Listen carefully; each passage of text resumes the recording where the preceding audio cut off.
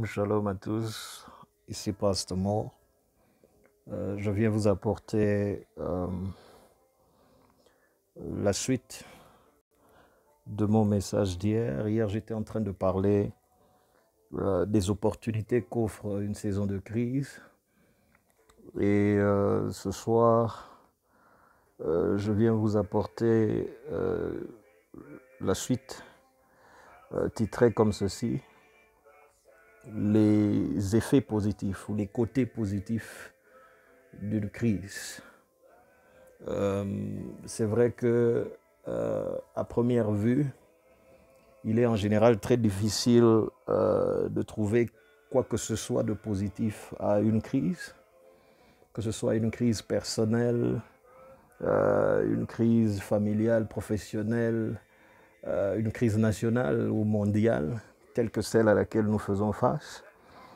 Mais j'apporte des bonnes nouvelles ce soir et je viens vous dire que dans toutes les crises, il y a des côtés positifs, il y a des effets positifs. La crise a des effets positifs sur nos vies. La crise n'est pas que négative. Il y a toujours deux facettes à une pièce et il y a toujours deux facettes à toutes les crises que nous traversons. Il y a un côté négatif, il y a un côté effrayant, comme je le disais hier. Il y a le côté inquiétant, le côté défiant. Et de l'autre côté, sur l'autre facette de la pièce, il y a les opportunités. Il y a aussi des côtés positifs, des effets positifs que la crise a sur nous. Donc je ne vais pas perdre de temps ce soir.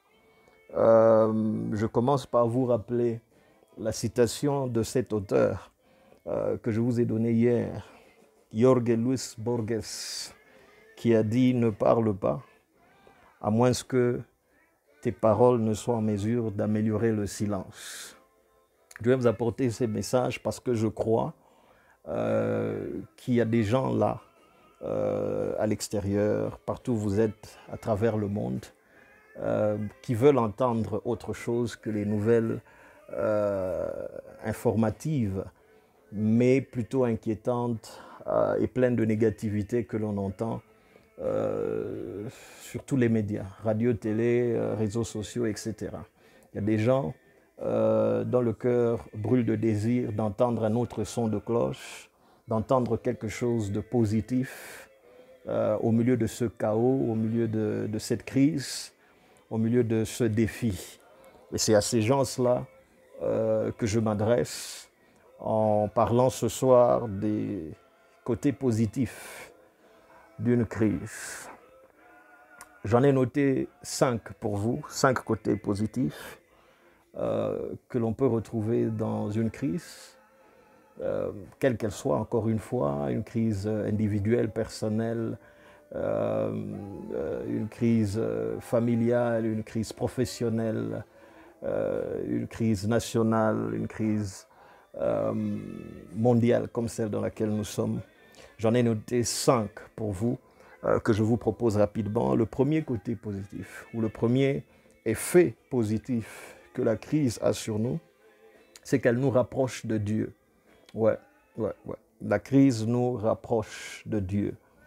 Si vous regardez autour de vous, et même sur les médias, réseaux sociaux, etc., vous n'imaginerez pas, vous aurez du mal à croire le nombre de personnes qui étaient loin du Seigneur, qui se sont rapprochés de lui en cette période de crise. C'est là l'un des effets positifs ou l'un des côtés positifs de la crise. La crise rapproche les gens de Dieu. La crise réconcilie les gens avec Dieu. Hier, je disais que la crise réconciliait les gens, les êtres humains entre eux. Mais ce soir, je viens de dire l'un des côtés positifs de la crise, c'est que elle rapproche les gens, elle rapproche les gens du Seigneur en particulier ce soir. Elle réconcilie les gens avec Dieu.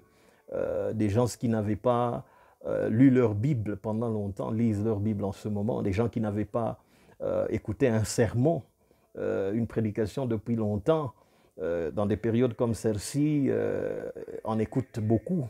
Des gens qui n'avaient pas fléchi les genoux pour prier depuis longtemps, les fléchissent dans des saisons de crise et prient le Seigneur, cherchent la face du Seigneur, demandent sa grâce et même sa miséricorde, demandent son soutien et son aide. La crise a pour côté positif, un premier côté positif. Un premier effet positif de la crise, c'est qu'il nous rapproche du Seigneur. Et cela, c'est une bonne chose, que les gens soient rapprochés du Seigneur, que les gens soient réconciliés avec Dieu, que les gens se reconnectent au Seigneur. C'est quelque chose de positif. Quand les gens sont réconciliés avec leur Créateur, c'est quelque chose de positif. J'ai prêché un message il y a quelques années. J'étais en train de parler sur David et je parlais de 5 personnes dans la vie de David qui avaient joué un rôle majeur pour le façonner afin qu'il devienne le roi formidable qu'il était devenu. Et parmi ces 5 personnes, je ne vais pas toutes les citer, ce n'est pas ça qui m'intéresse ce soir. Parmi ces 5 personnes, j'avais cité le roi Saül, en disant, Saül dans la vie de David était ce qu'on appelle un ennemi permanent ou un danger permanent. Et l'ennemi permanent, je disais dans ce message-là, a pour rôle et pour but de nous rapprocher du Seigneur. Lorsqu'une crise vient, elle nous rapproche du Seigneur. Elle nous rappelle qu'il y a un Dieu qui est capable de nous délivrer, qu'il y a un Dieu sur lequel nous pouvons nous appuyer et qui peut voler à notre secours,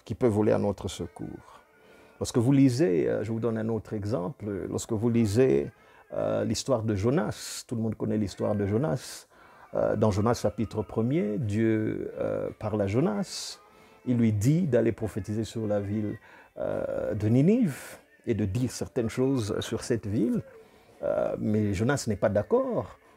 Parce qu'il ne veut pas que cette ville écoute le message du Seigneur, il ne veut pas que ce peuple méchant se convertisse, c'est une chance de se convertir. Alors qu'est-ce qu'il fait? Il paye un billet, il entre dans un bateau, il se met en chemin vers Tarsis. Et là, lorsque Jonas se met en route vers Tarsis, la crise le rattrape. Il y a une tempête qui souffle sur la mer. Vous connaissez la suite de l'histoire, ce n'est pas ça qui m'intéresse. Finalement, il est jeté dans la mer et sa crise devient plus grave. Il n'est pas seulement sur un bateau qui est sur le point de chavirer, mais le voilà maintenant dans le ventre d'un poisson, avalé dans le ventre d'un poisson. Et la Bible dit au chapitre 2 de Jonas, lorsque vous lisez à partir du 1er verset jusqu'au 11e, la Bible dit que là, dans la crise, dans le ventre du poisson, Jonas a invoqué le Seigneur, il a prié le Seigneur.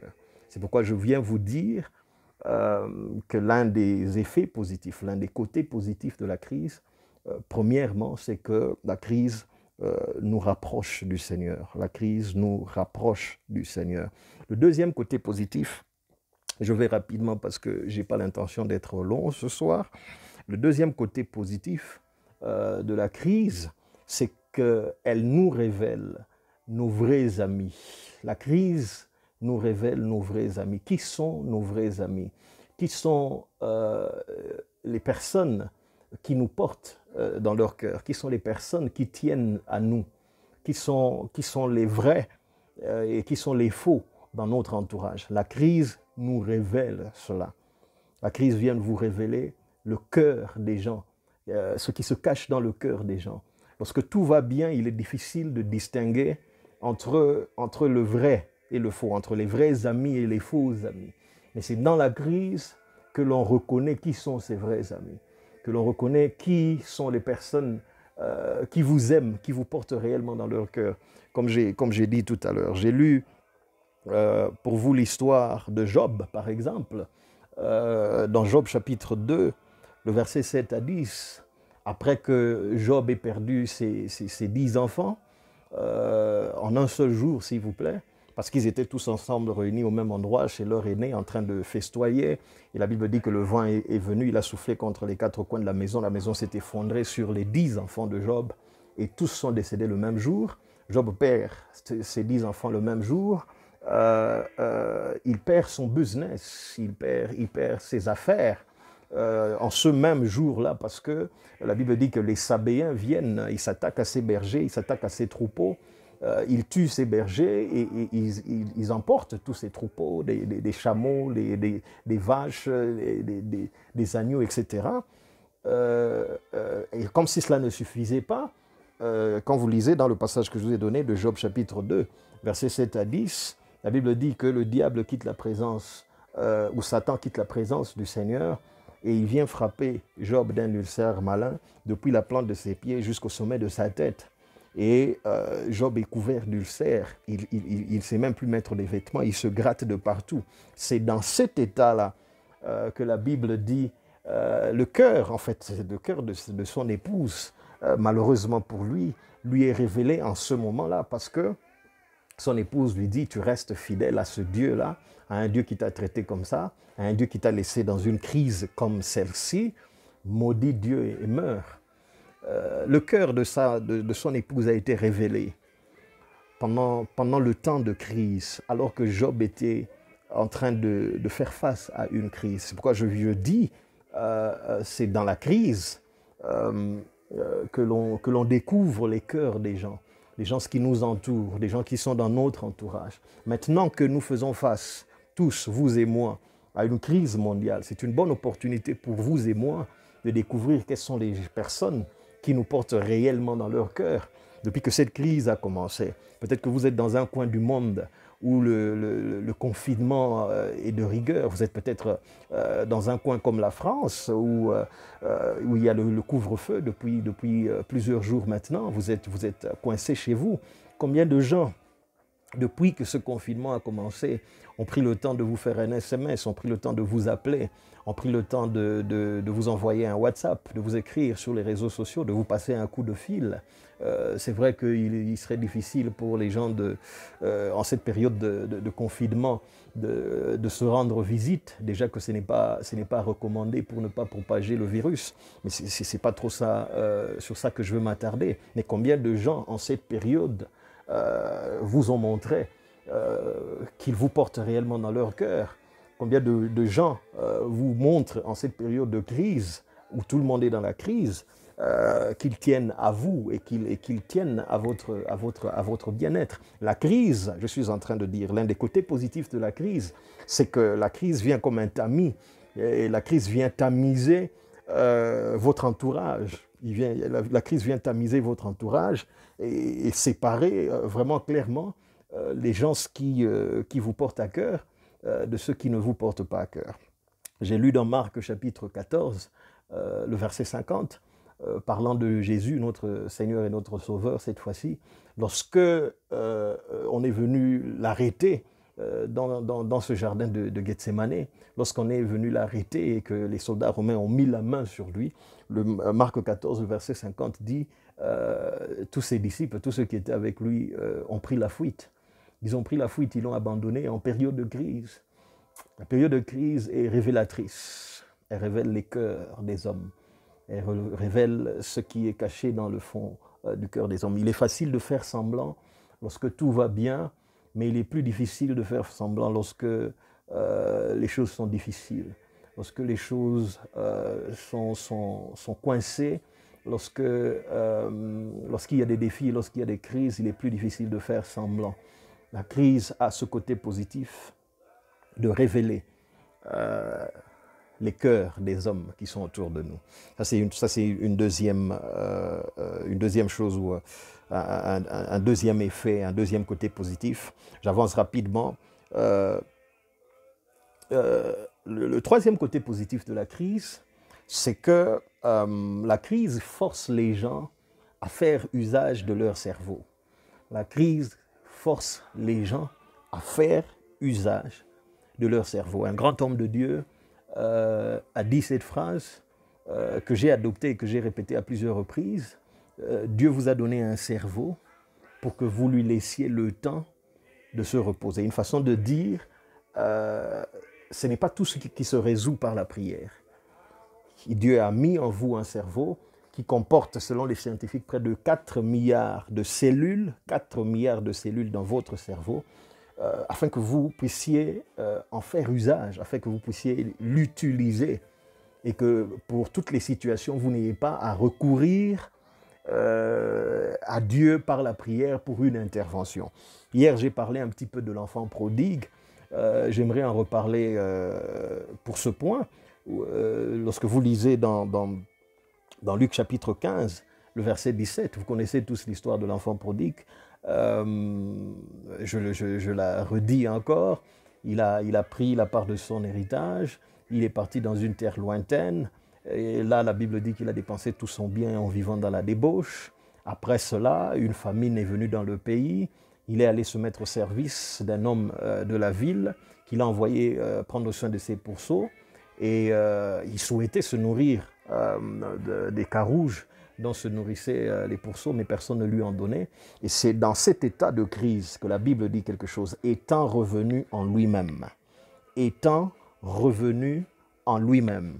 Étant revenu en lui-même. C'est-à-dire, il a fait une introspection. Il est revenu en lui-même. Il a pris conscience. Il a commencé à réfléchir. Il a commencé à utiliser son cerveau. Vous ne réalisez peut-être pas la capacité que possède votre cerveau parce que vous ne l'avez peut-être pas trop mise à profit. Je suis africain, je vis en Afrique, je viens d'un pays où on nous a présenté la prière comme étant la solution à tous les problèmes et je n'ai jamais été d'accord avec cette pensée. La prière résout certains problèmes, mais pas tous les problèmes. Il y a des problèmes pour lesquels vous devrez vous asseoir et faire usage de votre cerveau, commencer à réfléchir, chercher des voies de sortie, chercher des solutions.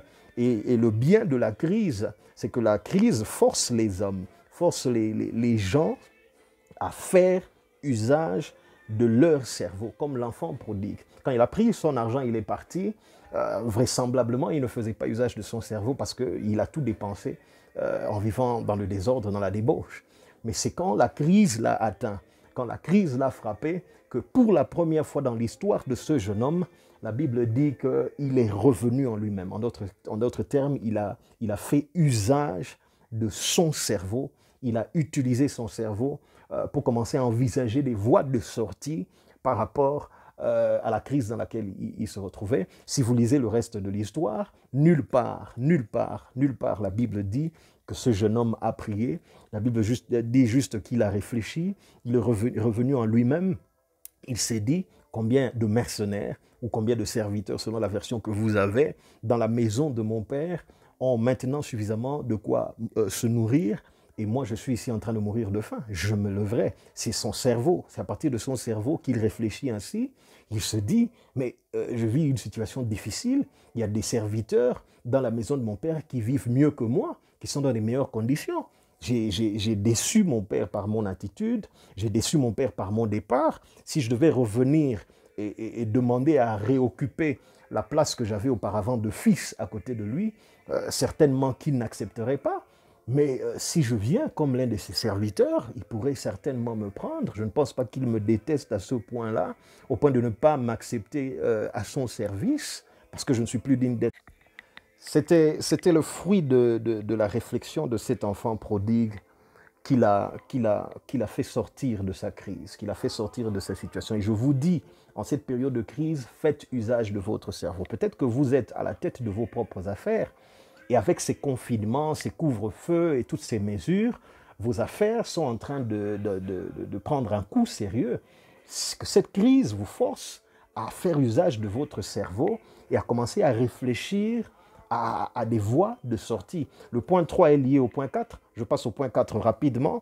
Le point 4, c'est que l'un des côtés positifs de la crise, c'est qu'il vous rend créatif ou elle vous rend créatif. La crise vous rend créatif. La créativité des gens s'exprime en période de crise. C'est pendant les périodes de crise que des grandes inventions qui ont révolutionné notre monde ont été conçues et ont été construites et exécutées. C'est pendant des périodes de crise que des grandes inventions qui ont révolutionné notre monde ont été conçues, dans les têtes, dans les pensées des gens et ont été mises à exécution.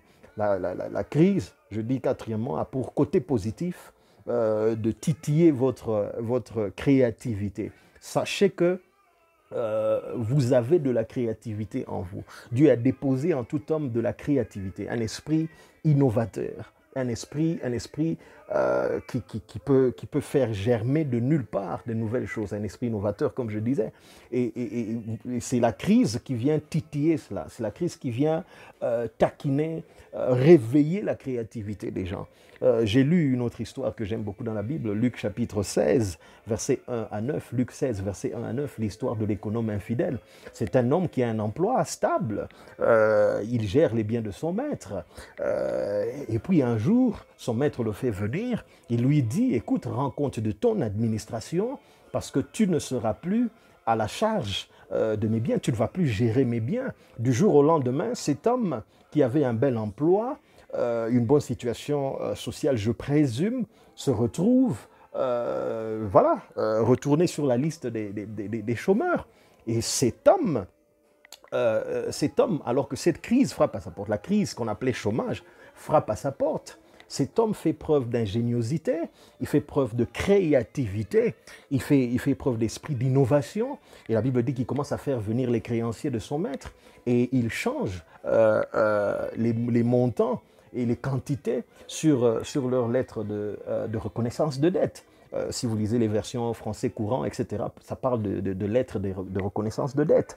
Donc, cet homme fait preuve d'ingéniosité. Mais à quel moment, c'est ça qui m'intéresse, à quel moment a-t-il fait preuve de créativité? C'était au moment où la crise a frappé à sa porte.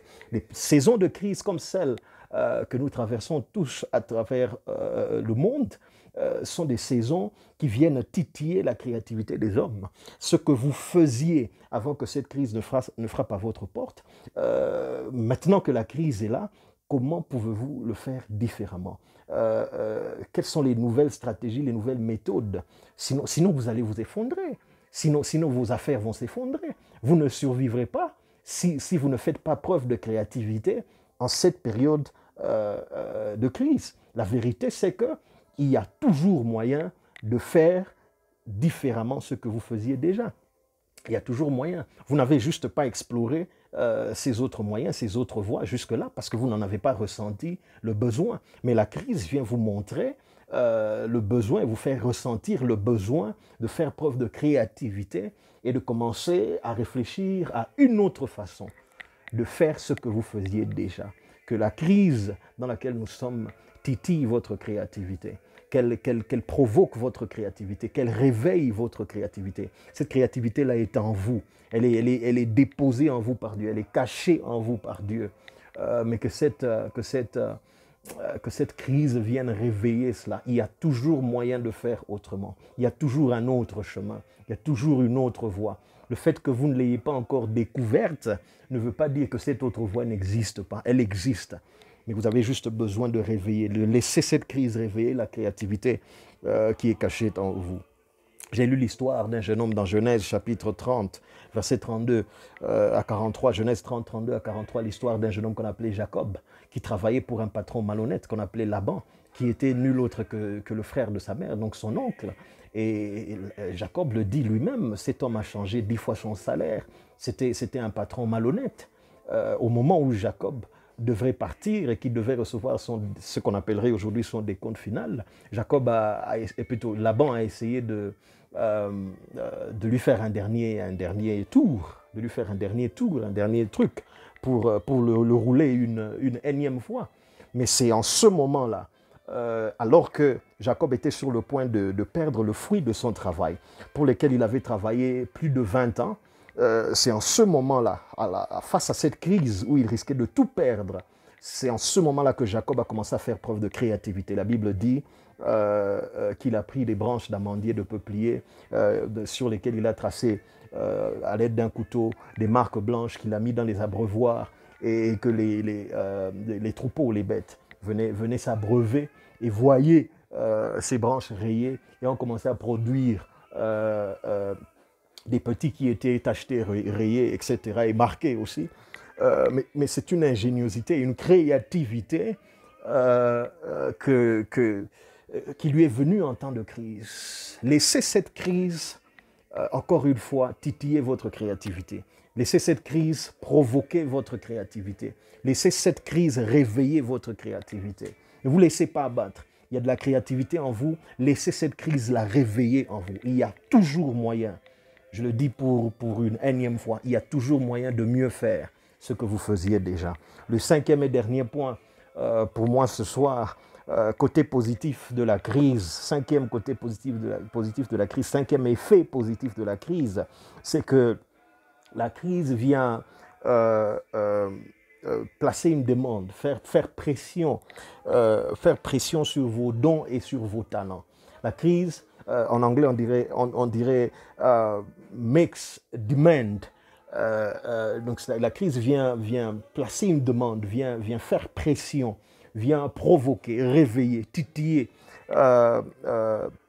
vos dons et vos talents. Ça, c'est un côté positif de la crise.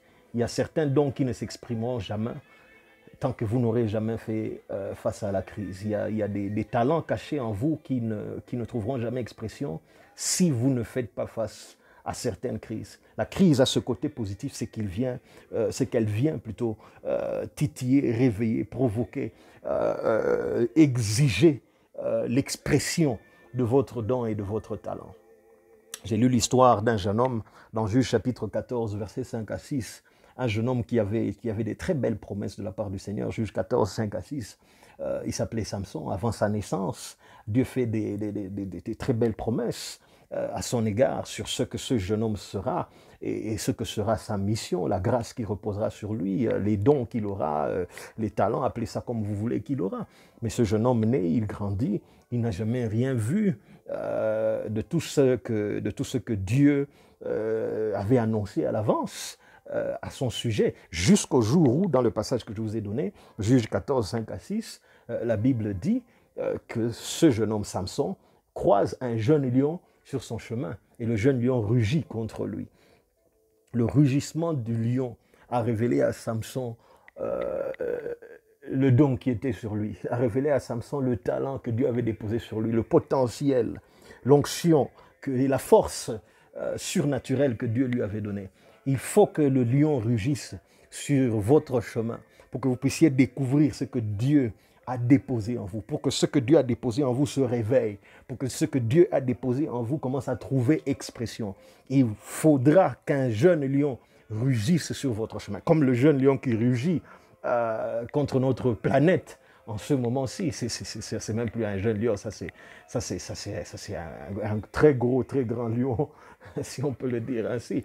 Mais c'est pas du tout là que je veux aller. Mais je dis qu'il faudra que des jeunes lions rugissent sur notre chemin pour que le don, le talent, le potentiel que Dieu a déposé en nous commence à s'exprimer et trouve expression. Tant que des jeunes lions n'auront pas rugi sur notre chemin, certains d'entre nous ne découvriront jamais, certains d'entre nous n'exprimeront jamais, certains d'entre nous ne manifesteront jamais la grâce, le don, le talent, le charisme, le potentiel que le Seigneur a déposé en nous. Le dernier exemple que je vous donne, c'est celui de Jésus, notre Seigneur et notre Sauveur, dans Jean chapitre 2, versets 1 à 11. Jean 2, versets 1 à 11. Jésus vient de sortir de 40 jours de jeûne et prière dans le désert. Il est allé chercher la face de Dieu. Et la Bible dit que l'Esprit de l'Éternel était sur lui après cette période de jeûne et de prière.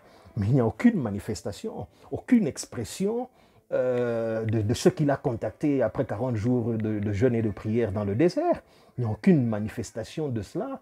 Il n'y a aucune expression palpable et tangible selon laquelle ce monsieur a contacté quelque chose après avoir passé 3 jours, plutôt 40 jours à jeûner et à prier.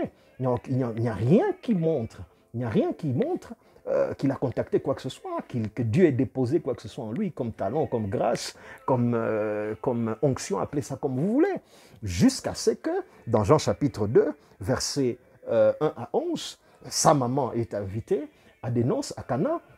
Et la Bible dit que Jésus aussi est invité avec ses disciples. Lorsqu'ils arrivent lorsqu'ils y arrivent, il y a une crise pendant les noces. Qu'est-ce qui se passe? Le vin est épuisé, alors que la fête ne fait que commencer. Il n'y a pas suffisamment de boissons. La maman vient vers Jésus et elle vient placer cette demande, vient faire pression sur le talent, le don, la grâce que Jésus avait reçue, en lui disant, ces gens n'ont plus de vin. Jésus est un peu effrayé, permettez-moi de le dire. Jésus est un peu effrayé, il est un peu intimidé. Jusque-là, ce n'était qu'un simple charpentier qui vient maintenant de faire 40 jours de jeûne et de prière. Voilà, il lui dit, femme, qu'y a-t-il entre toi et moi? Mon temps n'est pas encore venu, je ne suis pas prêt. Je ne suis pas prêt, je ne suis pas préparé à exprimer mon don, je ne suis pas préparé à exprimer mon talent, je ne suis pas préparé à exprimer mon potentiel, je n'avais rien prévu. Je suis venu ici pour manger, boire et danser. Je ne suis pas venu ici pour commencer à faire des miracles. Mais cette crise-là, encore une fois, a fait pression, a titillé, a provoqué, est venu réveiller le don, la grâce, le talent, le potentiel que Dieu avait mis en Jésus. Et la Bible dit, après cela, sa maman est partie. Elle n'a même pas fait fi de ce qu'il avait dit. Elle a dit aux gens qui étaient là, faites tout ce qu'il vous dira. Et c'est là qu'il instruira, vous connaissez l'histoire, il instruira les serviteurs qui étaient là de remplir les vases qui étaient là pour les ablutions, de les remplir d'eau et d'en prendre un peu, de remettre à l'ordonnateur de la fête. Et après qu'il en ait goûté, c'était l'un des meilleurs vins qui ait jamais existé. Mais la fin du passage que je vous ai donné, le verset 11 dit, ce fut là, à Cana en Galilée, que Jésus fit son premier miracle. Il manifesta sa gloire et ses disciples crurent en lui. Bien-aimés, je viens vous dire ce soir, l'un des côtés positifs de toute crise, pas seulement cette crise mondiale à laquelle nous faisons face. Vous avez peut-être des crises personnelles, je l'ai répété depuis le début, auxquelles vous faites face, des choses que vous combattez sur un plan personnel, des choses qui vous défient sur un plan personnel, ou peut-être sur un plan familial et marital, sur un plan professionnel, que sais-je encore. Je viens vous dire que toutes ces crises ont pour effet positif de venir provoquer, réveiller le don, le talent, la grâce, le potentiel que Dieu a déposé en vous. C'est là que je m'arrête pour ce soir. Merci à vous de m'avoir suivi. Je vois maman Jenny très présente depuis le... Maman Jenny, que Dieu vous bénisse. Je vous vois très présente depuis là.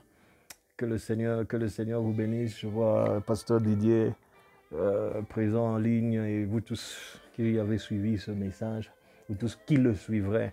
Que le Seigneur vous bénisse, que le Seigneur vous aide à regarder le côté positif des crises qui se présentent à vous, pas seulement cette crise, mais toute autre crise à laquelle vous faites face, et de pouvoir en tirer le meilleur profit. C'est cela ma prière. C'est cela ma prière pour vous. Que le Seigneur vous bénisse. Que le Seigneur vous bénisse, Pasteur Jean Essengo, que Dieu vous bénisse. Pasteur Jean Essengo, que Dieu vous bénisse. Si Dieu nous permet, demain à la même heure, je ferai une autre intervention. Comme j'ai dit et répété depuis le début, la citation de Jorge Luis Borges ne parle pas à moins que tes paroles ne viennent améliorer le silence. Si j'ai des paroles demain, si Dieu me donne des paroles qui viendront améliorer le silence, je les dirai à la même heure. Que Dieu vous bénisse.